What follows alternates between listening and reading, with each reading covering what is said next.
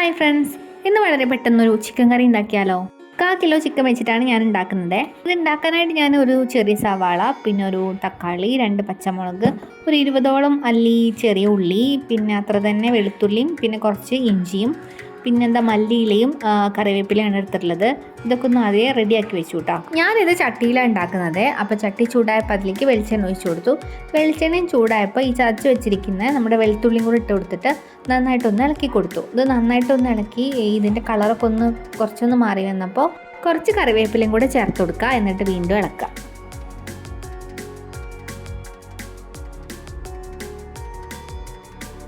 ഇനി ഇതിലേക്ക് മുറിച്ച് വെച്ചിരിക്കുന്ന ചെറിയ ഉള്ളി കൂടി ചേർത്ത് കൊടുക്കുക കേട്ടോ. എന്നിട്ട് കുറച്ച് ഉപ്പും ചേർത്ത് കൊടുക്കുക. ഇതൊന്ന് വാടാൻ വേണ്ടിയിട്ടാണ്.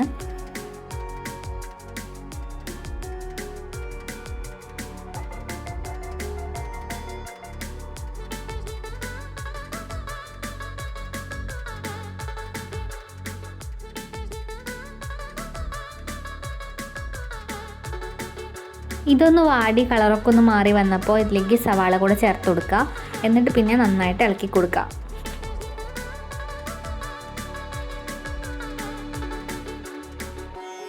ഇപ്പോൾ സവാള നന്നായിട്ട് വാടി അതിൻ്റെ കളറൊക്കെ ഏകദേശം ഒന്ന് മാറി വന്നിട്ടുണ്ട്. ഇനി തക്കാളിയും പിന്നെ പച്ചമുളകും പിന്നെ ഇഞ്ചിയും കൂടെ ചേർത്ത് കൊടുക്കുക. എന്നിട്ട് വീണ്ടും നന്നായിട്ട് ഇളക്കുക.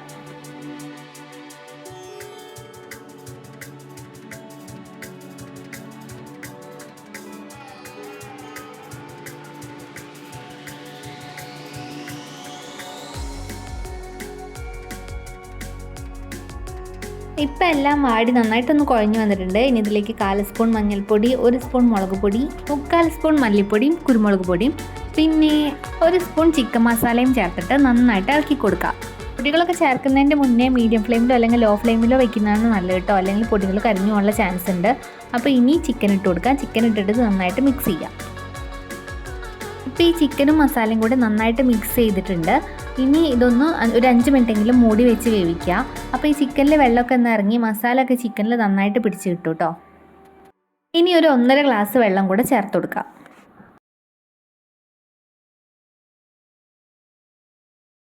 നന്നായി ഇളക്കിയിട്ട് ഉപ്പൊക്കെ ഒന്ന് നോക്കുക. ഉപ്പ് എന്തായാലും കുറവായിരിക്കും. അപ്പോൾ നമ്മൾ കുറച്ചല്ലേ ചേർത്തിട്ടുള്ളൂ. അപ്പോൾ ആവശ്യത്തിനുള്ള ഉപ്പും കൂടെ ചേർത്ത് കൊടുക്കുക. ഇനി ഒന്ന് മൂടി വെച്ച് വേവിക്കുക കേട്ടോ. ഹൈ ഫ്ലെയിമിൽ ഒരു 10 മിനിറ്റ് വേവിച്ചതിന് ശേഷം തുറന്ന് നോക്കുക. ഇനി ഒന്ന് ഇളക്കി കൊടുക്കുക കേട്ടോ. ഇളക്കി കൊടുത്തതിന് ശേഷം ചിക്കൻ വെന്തുണ്ടോയെന്നൊക്കെ നോക്കുക. അതിന് ശേഷം മുറിച്ച് വെച്ചിരിക്കുന്ന മല്ലിയില കൂടെ ചേർത്ത് കൊടുക്കുക.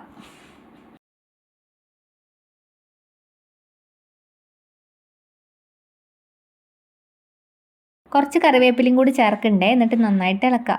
ഇപ്പം നമ്മുടെ ചിക്കൻ കറി റെഡി. അപ്പോൾ ഈ വീഡിയോ ഇഷ്ടപ്പെട്ടിട്ടുണ്ടെങ്കിൽ ലൈക്ക് ചെയ്യുക, ഷെയർ ചെയ്യുക, കമൻറ്റ് ചെയ്യുക. അതുപോലെ എൻ്റെ ചാനലൊന്ന് സബ്സ്ക്രൈബും കൂടി ചെയ്ത് സപ്പോർട്ടും കൂടി ചെയ്യണേ.